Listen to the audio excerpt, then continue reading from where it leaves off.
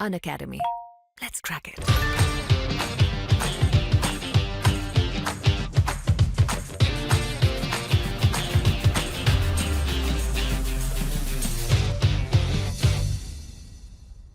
नमस्कार दोस्तों, welcome to सरकार study webs.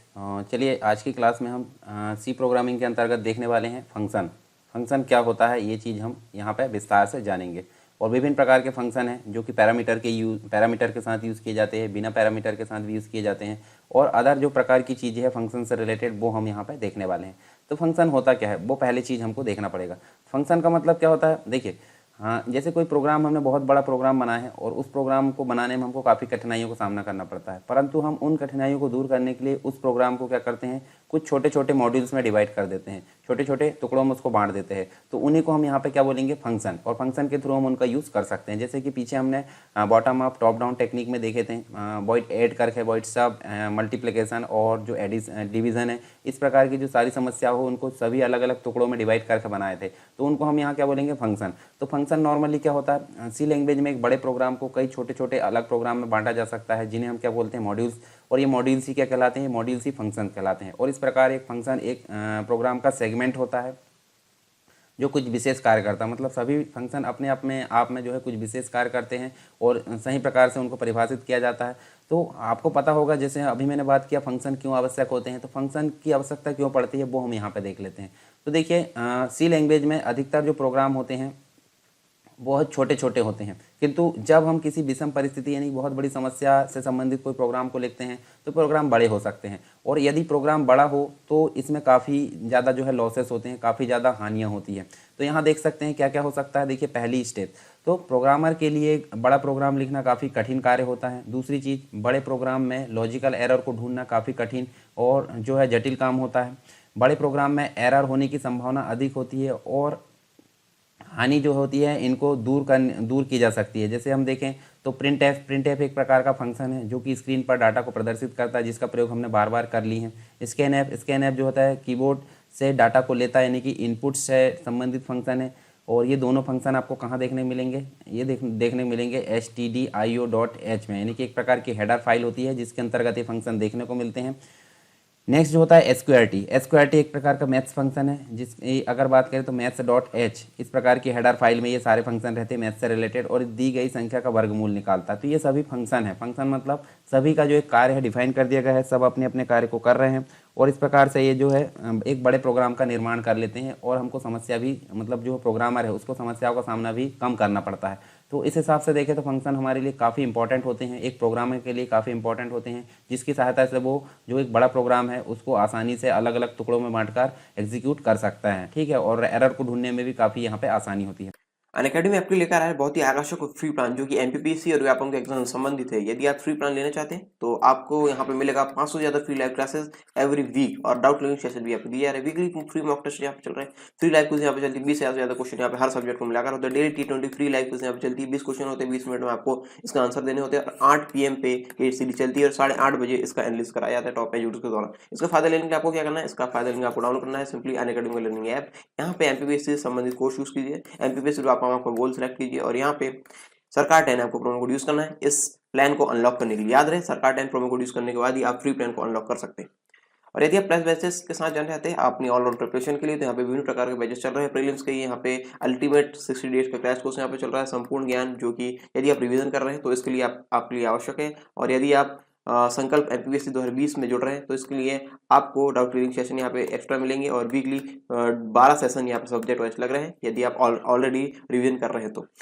Mega batch starting सून है यहाँ पे और एमपीपीएससी की तैयारी आप शुरू से करना चाहते हैं तो 10 महीने का फाउंडेशन बैच यहाँ पर शुरू हो रहा है। यहाँ पर टेस्ट सीरीज वगैरह भी चलेगी। स्वप्न पूर्ति बैच उन लोगों के लिए है जो यहाँ पे 2019 का प्रीलिम्स क्वालिफाई किए हैं और अपने सपनों को साकार करके एमपीपीएससी की जो मुख्य परीक्षा है उसमें उत्तीर्ण होना चाहते हैं। इसमें साथ ही साथ आपको उत्तर लेखन का अभ्यास कराया जाएगा। टॉप एजुकेटर्स के द्वारा आप इन टॉप एजुकेटर द्वारा आप पढ़ सकते हैं, आप देख सकते हैं। और इस सब्सक्रिप्शन को प्राप्त करने के लिए आपको अनअकैडमी के लर्निंग ऐप में जाकर एमपीपीएससी और अपना संबंधित गोल में प्लस कोर्स में जाना है और यहाँ पे गेट सब्सक्रिप्शन ऑप्शन में क्लिक करके आपको इस प्रकार की विंडो यहाँ पे दिखेगी और आप यहाँ पे अपने अनुसार यहाँ पे जो प्लान है वो ले सकते हैं। और याद रहे सरकार 10 प्रोमो कोड यूज करने पर आपको 10% का डिस्काउंट मिल जाएगा। और देर किस बात की, download Unacademy app now to let's crack MP and Vyapam exams. तो फंक्शन के जो प्रकार होते हैं वो कितने प्रकार के फंक्शन होते हैं? फंक्शन दो प्रकार के होते हैं। कौन कौन से? एक तो लाइब्रेरी फंक्शन होता है जिसे हम बिल्ट इन फंक्शन बोलते हैं, और दूसरे होते हैं यूजर डिफाइंड फंक्शन जिसे हम यूडीएफ, यानी कि जब देखिए पहले मैं बता देता हूँ लाइब्रेरी फंक्शन। लाइब्रेरी फंक्शन एक ऐसे फंक्शन होते हैं जो कि सी लैंग्वेज की जो लाइब्रेरी होती है, सी लैंग्वेज जब हम इंस्टॉल करते हैं तो उसके साथ में जो जुड़े रहते हैं, यानी कि उनके साथ में ऑटोमेटिक आते हैं सी लैंग्वेज के साथ में, वो कहलाते हैं लाइब्रेरी फंक्शन या बिल्ट इन फंक्शन। ठीक है, सी के साथ में जुड़े होते हैं। पर ये फंक्शन ऐसे होते हैं जो कुछ विशेष कार्य करते हैं, परंतु उसमें अगर यूज़र या जो प्रोग्रामर है उसकी आवश्यकता की पूर्ति ना हो तो वो क्या करता है, अपनी इच्छा अनुसार कुछ फंक्शन को डिफाइन कर लेता है। तो इस हिसाब से देखें तो यूज़र के द्वारा डिफाइन किए गए फंक्शन या प्रोग्रामर के द्वारा डिफाइन किए गए फंक्शन क्या कहलाते हैं? यूज़र डिफाइन फंक्शन कहलाते हैं। चलिए विस्तार से जान लेते हैं दोनों के बारे में। एक तो जानते हैं हम लाइब्रेरी फंक्शन के बारे में और दूसरा जानेंगे यूज़र डिफाइन फंक्शन के बारे में। तो यहाँ देखिए, यहाँ पे स्टैंडर्ड सी की एक लाइब्रेरी होती है। लाइब्रेरी मतलब जहाँ विभिन्न प्रकार के फंक्शंस और क्लास का कलेक्शन होता है वो कहलाती है एक लाइब्रेरी, और इसको सी की लाइब्रेरी बोलते हैं। इसमें विभिन्न प्रकार के फंक्शन का संकलन या स्टोरेज वहाँ पे होती है जो कुछ स्टैंडर्ड व पहले से परिभाषित कार्य को करते हैं, और ये फंक्शन जो होते हैं कंपाइलर सी कंपाइलर के भाग हैं तथा सामान्य कार्यों के लिए लिखे जाते हैं। इन्हें ही लाइब्रेरी फंक्शन कहा जाता है, और यह बिल्ट इन फंक्शन भी कहलाते हैं। जैसे कि अगर बात करें SQRT, एक मैथ से रिलेटेड फंक्शन है जो क्या काम करेगा, यह दी गई संख्या का वर्गमूल यानी कि स्क्वायर रूट निकालने का काम करेगा। साइन फंक्शन जो है एंगल का साइन निकालेगा। कॉस जो है एंगल का कॉसिन निकालेगा। स्कैन ऐप कीबोर्ड से डाटा को लेता है। प्रिंट ऐप स्क्रीन पर आउटपुट को जो है प्रदर्शित करता है। तो यहाँ पे हम देख सकते हैं, देखिए यहाँ आपको एक प्रोग्राम देखने को मिलेगा जिसमें एक हेडर फाइल देखने को मिली stdio.h, जिसके अंतर्गत प्रिंट ऐप और स्कैन ऐप देखने को मिलेगा। conio.h यानी कि CLR SCR और getch देखने को मिलेगा। एक और होती है जिसका नाम है maths.h। maths.h मतलब जहाँ पे जो मैथ्स से रिलेटेड कुछ फंक्शन है उनकी डेफिनेशन रहती है। तो हम यहाँ पे इसको भी डिफाइन कर सकते हैं। वॉइड मैन एक प्रकार का क्या है, मेन फंक्शन है, जहाँ प्रोग्राम जो है मतलब सी का जो कंपाइलर है वो यहीं से रन होना शुरू करता है। तो उसके बाद ओपनिंग ब्रैकेट है जिसके अंतर्गत हमने दो वेरिएबल लिए, CLR SCR लिए। प्रिंट कर दी printf enter the value. जो वैल्यू एंटर की जाएगी वो कहाँ चली जाएगी, इनपुट के तौर पर ए में चली जाएगी। और बी में हमने क्या स्टोर कर दिए, SQRT जो भी यहाँ पे लाया जा रहा है। जैसे मान लीजिए हमने 81 एंटर किए तो यहाँ SQRT निकाला जाएगा, तो ए का जो SQRT आएगा वो कितना आएगा, 9 आएगा। तो मतलब स्क्वायर रूट निकालने का ये काम कर रहा है। और SQRT किसका फंक्शन है, maths.h हेडर फाइल में इसका जो है विवरण लिखा हुआ है। ठीक है, और प्रिंट एफ हमने क्या कर दी, बी को प्रिंट कर दिए और getch करके हमने जो है प्रोग्राम को बंद कर दिए। तो हमारा राइट आंसर यहाँ पे क्या जाएगा, 9 आ जाएगा। अगर हमने 9 एंटर करे हैं तो यहाँ पे क्या जाएगा, 3 आ जाएगा। या फिर हम बात करें जैसे कि हम 625 अगर एंटर करते हैं तो क्या जाएगा, 25 आ जाएगा। तो स्क्वायर रूट निकालने का ये काम करेगा। नेक्स्ट बात कर लेते हैं इसके कुछ लाभ होते हैं लाइब्रेरी फंक्शन के। तो देखिए प्रोग्रामर का कार्य आसान हो जाता है क्योंकि फंक्शन पहले से ही उपलब्ध होते हैं और इनका प्रयोग कहीं भी हो सकता है। कुछ हानि भी हो सकती है, यानी कि लाभ है तो सिंपल सी बात है, हानि भी होगी। तो यहाँ देखिए क्योंकि स्टैंडर्ड लाइब्रेरी फंक्शन सीमित है इसलिए जो प्रोग्रामर है इन पर पूर्णतः भरोसा नहीं कर सकता। प्रोग्रामर को प्रोग्राम जो है स्वयं लिखना पड़ता है। तो ये जो होता है इसमें यूज़र डिफाइन फंक्शन यहाँ पे प्रयोग करता है प्रोग्रामर। फिर उसके बाद यूज़र डिफाइन फंक्शन जो होते हैं, यहाँ देखिए सेकंड नंबर हम देख सकते हैं। अभी हमने देखे लाइब्रेरी फंक्शन, अब बात कर रहे हैं यूज़र डिफाइन फंक्शन। तो अधिकतर स्थिति में प्रोग्रामर लाइब्रेरी फंक्शन के अलावा कुछ ऐसे फंक्शन जिनकी आवश्यक्ता उसको पड़ती है बार बार अपनी इच्छा अनुसार काम कराने के लिए, तो विशेष प्रकार के प्रोग्रामर द्वारा लिखे गए जो फंक्शन होते हैं वो कहलाते हैं यूज़र डिफाइन फंक्शन। क्योंकि स्टैंडर्ड लाइब्रेरी सीमित है इसलिए प्रोग्रामर इन पर पूर्णतः भरोसा नहीं कर सकते, इसलिए यूज़र डिफाइन फंक्शन जरूरी है। और इन फंक्शन की आवश्यकता से संबंधित विभिन्न प्रकार के लाभ यहाँ देखने को मिलते हैं। जैसे यहाँ देखिए पहला, कोड का साइज़ व दोबारा प्रयोग मतलब जो है दोबारा प्रयोग करना। तो इन फंक्शन का प्रयोग जो है दोबारा नए प्रोग्राम बनाने में किया जा सकता है। इसमें प्रोग्राम के साइज़ में कमी आती है और इन फंक्शन को कितनी भी बार प्रयोग किया जा सकता है। दूसरा जो लाभ होता है प्रोग्राम को जो है आसानी से पढ़ा जाना, यानी कि इनकी सहायता से प्रोग्राम आसानी से पढ़े जा सकते हैं ताकि हम ध्यान रख सकें कि प्रत्येक फंक्शन क्या कर रहा है। तीसरी चीज़ होती है मॉड्यूल, जो होता है module programming approach, modular programming approach, जो कि हमने पीछे पढ़े थे प्रोग्रामिंग टेक्निक्स के अंतर्गत। तो एक बड़े प्रोग्राम को कई छोटे छोटे प्रोग्राम में बांटा जाता है ताकि प्रत्येक छोटा प्रोग्राम कोई विशेष कार्य करे और इस अप्रोच से अधिक अच्छी तरीके से प्रबंधित किया जा सकता है। नेक्स्ट जो चीज़ देखने को मिलती है आसान डिबगिंग, यानी कि मॉड्यूलर अप्रोच द्वारा गलत फंक्शन को ढूंढना बहुत आसान हो जाता है। और नेक्स्ट जो होता है फंक्शन शेयरिंग, यानी कि एक फंक्शन कई प्रोग्राम द्वारा जो है प्रयोग किया जा सकता है। तो ये चीज़ हमको इसके लाभ देखने को मिलते हैं यूज़र डिफाइन। तो यूज़र डिफाइन फंक्शन मतलब क्या है, जब लाइब्रेरी फंक्शन से आवश्यकता पूर्ण ना हो तो यूज़र अपनी इच्छा अनुसार कुछ नए फंक्शन को डिफाइन कर सकता है, उनको हम बोलते हैं यूज़र डिफाइन फंक्शन। और यहाँ हम देख सकते हैं इससे रिलेटेड एक प्रोग्राम है। तो यहाँ देखिए जो है यहाँ हम देख सकते हैं 2 हेडर फाइल लिया गया है stdio.h और con.io.h, वॉइड मेन प्रोग्राम का द्वार, और ओपनिंग ब्रैकेट से हमने यहाँ पे देखिए कोड लिखना चालू करे, 3 वेरिएबल लिए CLR SCR लिए, 2 वैल्यू यहाँ पे स्टोर मतलब एंटर कराया और दोनों को स्टोर कर दिए, एक तो ए में और एक तो बी में।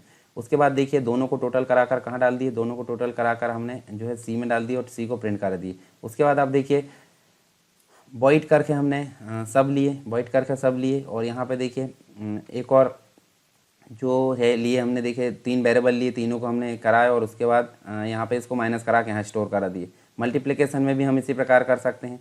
तो जो 4 समस्या थी, 4 समस्या मतलब एक प्लस की, एक माइनस की, एक इंटू की, एक डिवाइड की, इन चारों समस्याओं के लिए हमने 4 प्रोग्राम बना लिए यहाँ पे।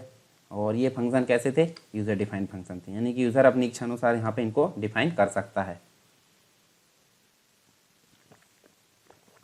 तो आप देख सकते हैं यहाँ पे देखिए जो नेक्स्ट है, जो डिवीज़न नाम से हमने ले लिया, इच्छा अनुसार हमने ले लिया। अब उसके बाद वॉइड मेन में क्या होगा, वॉइड मेन में ये सारी चीज़ें यहाँ पे रन की जाएगी। यहाँ देखिए जो है सारी समस्याओं को हमने क्या करें, देखिए वॉइड मेन नहीं है ये, यहाँ पे जो पहला वाला था वो वॉइड ऐड है, यानी कि यूज़र डिफाइंड फंक्शन है। दूसरा भी हमने यूज़र डिफाइंड फंक्शन देखे, ये देखिए यूज़र डिफाइंड फंक्शन। तीसरा भी हमने यूज़र डिफाइंड फंक्शन देखे यहाँ पे। उसके बाद आप देखिए एक और यूज़र डिफाइंड फंक्शन है जिसका नाम है डिवीज़न या डीबी हम बोल सकते हैं, और मेन फंक्शन में सारे को रन करा लिए। तो एक मीनू प्रदर्शित होगा जिसमें 1 में अगर कोई 1 प्रेस करे तो ऐड होना चाहिए, 2 प्रेस करे तो सब्सट्रैक्शन होना चाहिए, 3 प्रेस करे तो मल्टीप्लिकेशन होना चाहिए, 4 प्रेस करे तो क्या होना चाहिए, डिवीज़न होना चाहिए, और 5 प्रेस करे तो एग्जिट। जब कोई 1 प्रेस करता है तो वहाँ आएगा enter to value. Enter to value यानी कि 1 हमने 10 इनपुट कर दिया और 20, तो दोनों को जोड़कर वो क्या करेगा, 30 यहाँ पे प्रस्तुत करेगा। तो ये हमारा देखो एक बड़ी जो प्रोग्रामिंग थी, यानी कि बॉटम अप अप्रोच थी, उसको हमने एक अलग छोटे छोटे जो टुकड़े हैं उसमें यहाँ पे बांट दिया है। तो इससे क्या हो रहा है, हमारी जो समस्या है वो काफ़ी आसान हो जा रही है। किसके कारण, यूज़र डिफाइंड फंक्शन के कारण।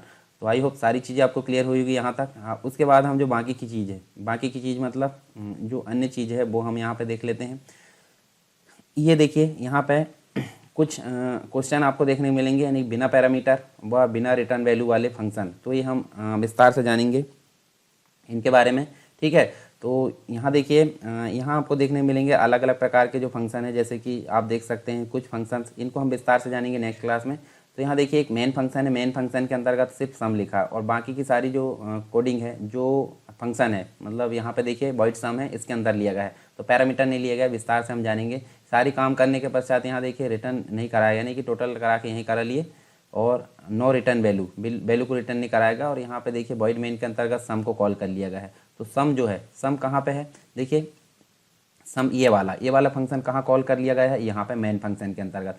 तो यहाँ देखिए कॉलिंग, ये कॉल्ड फंक्शन है, और ये वाला जो है कॉलिंग फंक्शन, जिसके द्वारा जो है कॉल किया जा रहा है फंक्शन को। दूसरा जो होता है, ये सभी विस्तार से जानेंगे, बिना पैरामीटर किंतु रिटर्न वैल्यू वाले जो फंक्शन होते हैं। तो देखिए यहाँ पे आपको क्या देखने मिलेंगे, रिटर्न वैल्यू, यानी कि देखिए सी को रिटर्न किया गया है, सी रिटर्न होकर कहाँ जाएगा, यहाँ पे आपको रिटर्न होकर मिल जाएगा जो भी आपका सी में होगा, यानी कि सी में आपको ए और बी का टोटल मिलेगा, सी में चला जाएगा, और सी को रिटर्न करके कहाँ भेज दिए, जहाँ भी सम फंक्शन कॉल किया जाएगा। सम फंक्शन यहाँ कॉल किया जा रहा है, और प्रिंट करा दिए हमने क्या, सी को, यानी कि सम फंक्शन की जो वैल्यू है सी में चलेगी, और सी को हमने यहाँ प्रिंट करा दिए। तो ये देखिए कॉलिंग फंक्शन जिसके द्वारा कॉल किया जा रहा है, और यहाँ पे कॉल्ड फंक्शन जो कॉल्ड हो रहा है, ठीक है।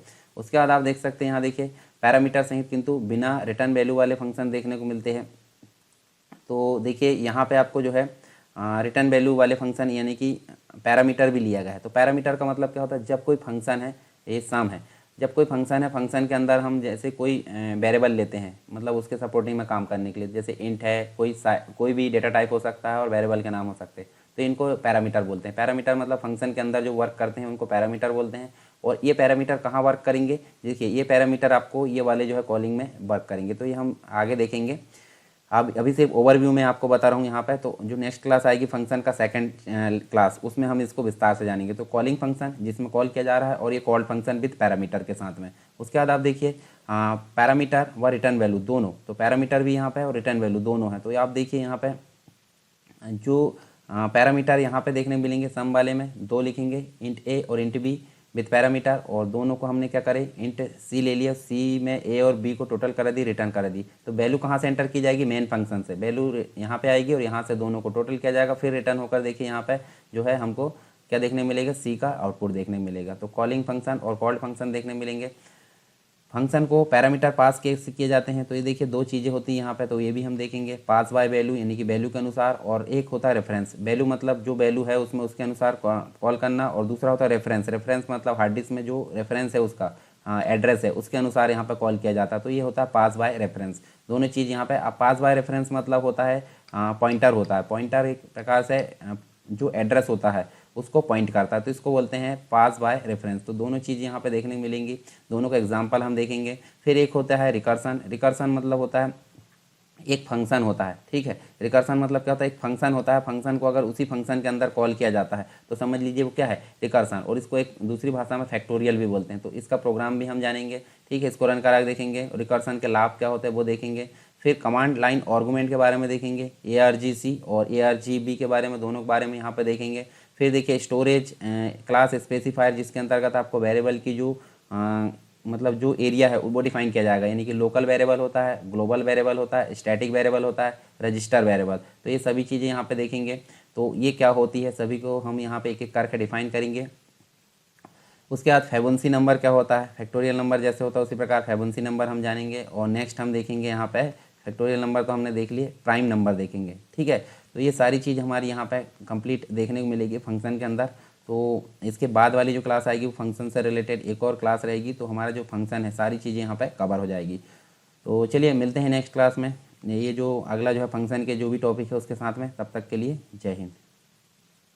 अनअकैडमी आपके लेकर आया है बहुत ही आकर्षक फ्री प्लान जो कि एमपीपीएससी और व्यापम के एग्जाम से संबंधित है। यदि आप फ्री प्लान लेना चाहते हैं तो आपको यहाँ पे मिलेगा 500 से ज्यादा free live classes every week, और डाउट क्लियरिंग सेशन भी आपको दिया जा रहा है। वीकली फ्री मॉक टेस्ट यहाँ पे चल रहे हैं, फ्री लाइव क्विज यहाँ पे चलती है, 20 से ज्यादा क्वेश्चन यहाँ पे हर सब्जेक्ट को मिलाकर होता है। Daily T20 free live quiz यहाँ पे चलती है, 20 क्वेश्चन होते हैं, 20 मिनट में आपको इसका आंसर देने होते हैं। और 8 PM पे ये सीरीज चलती है और 8:30 बजे इसका एनालिसिस कराया जाता है टॉप एजुकेटर्स के द्वारा। इसका फायदा लेने के लिए आपको क्या करना है, इसका फायदा लेने आपको डाउनलोड करना है सिंपली अनअकैडमी का लर्निंग ऐप। यहाँ पे एमपीपीएससी से संबंधित कोर्स यूज कीजिए, एमपीपीएससी आपका गोल सेलेक्ट कीजिए, और यहाँ पे सरकार 10 आपको प्रोमो कोड यूज करना है इस प्लान को अनलॉक करने के लिए। याद रहे सरकार 10 प्रोमो कोड यूज करने के बाद ही आप फ्री प्लान को अनलॉक कर सकते हैं। और यदि आप प्लस बैचेस के साथ जाना चाहते हैं अपनी ऑलराउंड प्रिपरेशन के लिए, तो यहाँ पे विभिन्न प्रकार के बैचेस चल रहे हैं। प्रीलिम्स के यहाँ पे अल्टीमेट 60 डेज का क्रैश कोर्स यहाँ पे चल रहा है, संपूर्ण ज्ञान, जो कि यदि आप रिवीजन कर रहे हैं तो इसके लिए आपके लिए आवश्यक है। और यदि आप संकल्प एमपीपीएससी 2020 में जुड़ रहे हैं तो इसके लिए आपको डाउट क्लियरिंग सेशन यहाँ पे एक्स्ट्रा मिलेंगे, और वीकली 12 सेशन यहाँ पे सब्जेक्ट वाइज लग रहे हैं यदि आप ऑलरेडी रिवीजन कर रहे हैं तो। मेगा बैच स्टार्टिंग सून है यहाँ पे, और एमपीपीएससी की तैयारी आप शुरू से करना चाहते हैं तो 10 महीने का फाउंडेशन बैच यहाँ पे शुरू हो रहा है। यहाँ पे टेस्ट सीरीज वगैरह भी चलेगी। स्वप्न पूर्ति बैच उन लोगों के लिए है जो यहाँ पे 2019 का प्रीलिम्स क्वालिफाई किए हैं और अपने सपनों को साकार करके एमपीपीएससी की जो मुख्य परीक्षा है उसमें उत्तीर्ण होना चाहते हैं। इसमें साथ ही साथ आपको उत्तर लेखन का अभ्यास कराया जाएगा टॉप एजुकेटर्स के द्वारा। आप इन टॉप एजुकेटर्स द्वारा आप पढ़ सकते हैं, आप देख सकते हैं। और इस सब्सक्रिप्शन को प्राप्त करने के लिए आपको अनअकैडमी के लर्निंग ऐप में जाकर एमपीपीएससी और अपना संबंधित गोल में प्लस कोर्स में जाना है, और यहाँ पे गेट सब्सक्रिप्शन ऑप्शन में क्लिक करके आपको इस प्रकार की विंडो यहाँ पे दिखेगी, और आप यहाँ पे अपने अनुसार यहाँ पे जो प्लान है वो ले सकते हैं। और याद रहे सरकार 10 प्रोमो कोड यूज करने पर आपको 10% का डिस्काउंट मिल जाएगा। और देर किस बात की, download Unacademy app now to let's crack MP and Vyapam exams.